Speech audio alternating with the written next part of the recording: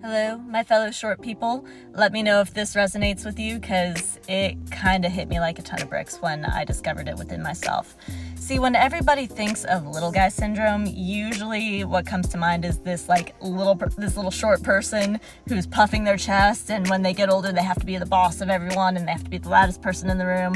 And yeah, short person syndrome can manifest that way, but there's a different way it can manifest for a lot of people, and it took me years to pin this because it's very subtle, and the root of it is very subtle. It can also manifest in this feeling of not enough time. It can manifest in this feeling of somehow being behind the 8 ball, and you have to catch up, you have to keep up with everybody. So now that I'm older, it manifests in my business.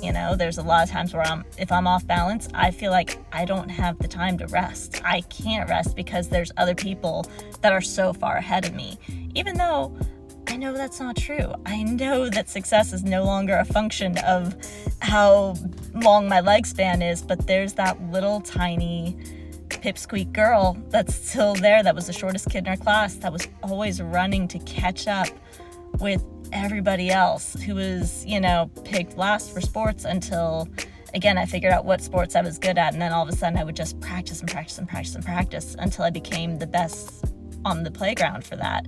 So that's the other thing, is it can manifest in kind of like this senseless competitiveness, where today, if I go to the gym, and if anybody from the gym is seeing this, please know that I love you and I'm having fun, but I will get hyper competitive with people that I have no business being competitive with. I'll get competitive with the 6 foot something dudes, and I know that there's really not a physical competition, but I'll still all of a sudden kick up my activity just that much more, because that little girl in me is trying to keep up with the big kids on the playground.